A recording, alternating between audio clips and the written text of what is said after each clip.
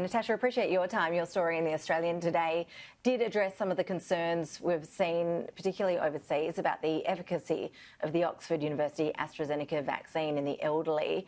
What does the data actually tell us, and what is the Australian regulator's view on it thus far? Well, the Australian regulator has access to a lot more information than we've actually seen published in clinical trials so far. So the team behind the AstraZeneca vaccine published their interim result phase 3 trials for a trial that took place in the UK and Brazil in December. And that trial actually didn't contain a large number of elderly people. So there were sort of in numbers around less than 10% of elderly people included in that trial. And as a result, the researchers behind the trial said that they really couldn't draw conclusions about the efficacy of the vaccine in elderly people. In general, vaccines in elderly people are slightly less efficacious, and that's just because immunity declines over time.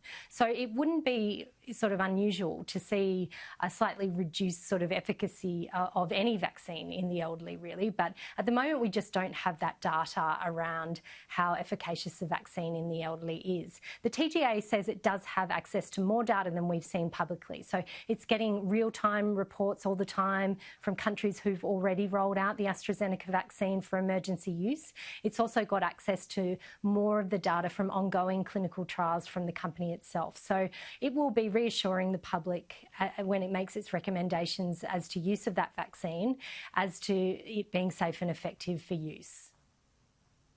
And what about the other variants of COVID that we are seeing in the UK and South Africa and Brazil? We seem to hear from a lot of health experts that the vaccines we are rolling out should be fine. What's the basis for that confidence? Well, look, the basis of that confidence really is that they're all of these vaccines are attacking the spike protein in some way, shape or form, whichever sort of technology that they use.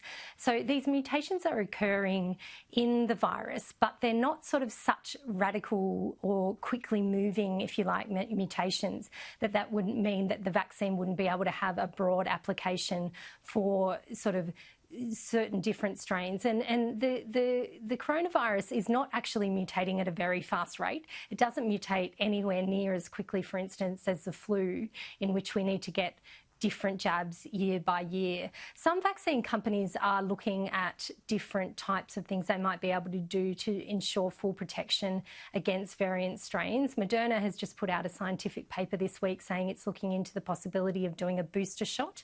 One of the advantages of those mRNA vaccines, which is the Moderna vaccine and the Pfizer vaccine, is that they are able to adapt and change their vaccine pretty easily just by sort of adjusting some of the some of the material that they use to make up that vaccine genetically, so that it is effective against different strains. So they can be much more nimble in that regard than some of the traditional protein-based vaccines.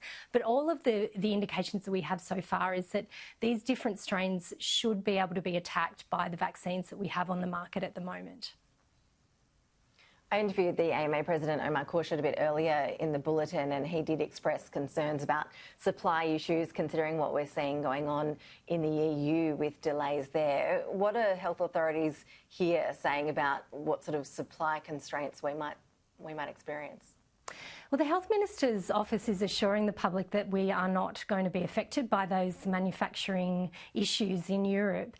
It does seem somewhat surprising, considering that the Pfizer vaccine that we're importing all of is manufactured in Belgium. I think Pfizer does have manufacturing capacity in the US as well, but certainly the indications were that most of our supplies were supposed to be coming from Belgium. The EU is really insisting, it's very much been highly critical, particularly of AstraZeneca, but Pfizer as well. They're very furious over the fact that they're not getting their full supply of orders in the first quarter of their vaccine. And so as a result, they're putting requirements on vaccine companies to get permission for every vaccine dose that they actually export. So that could mean that they simply refuse the permission, meaning that the vaccine can't be exported. And that's the way way that they're trying to ensure that they actually get access to the doses that they're contractually supplied for. So at the moment, the Health Minister is certainly saying that we can still expect to see our Pfizer vaccine first 80,000 doses arrive on schedule in late February, and he's emphasising that that's actually a sort of conservative estimate that takes into account some of these manufacturing constraints that are being experienced in Europe at the moment. So the 80,000 in the first shipment, and then the 80,000 a week that we've been indicated we'll receive after that, does seem to be on schedule at this stage.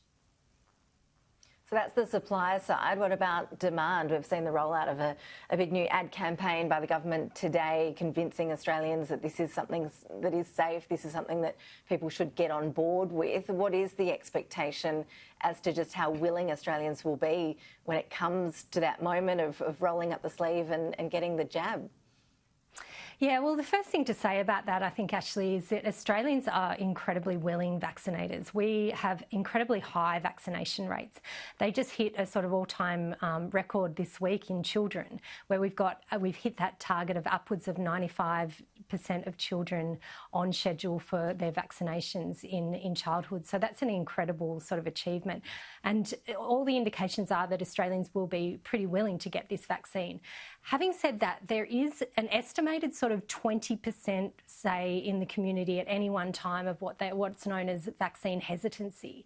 And I would expect that figure may be a little bit more, perhaps, with the COVID-19 vaccines. Some people feel a little bit cautious about the fact that these vaccines have been developed very quickly, and people have got questions over, oh, look, have they gone through all the safety checks and balances? That's why I think this advertising campaign is incredibly important. It's incredibly important to have the head of the TGA, John Scarrett, in there explaining to people that while things have been fast-tracked with COVID-19 vaccines, certainly no corners have been cut.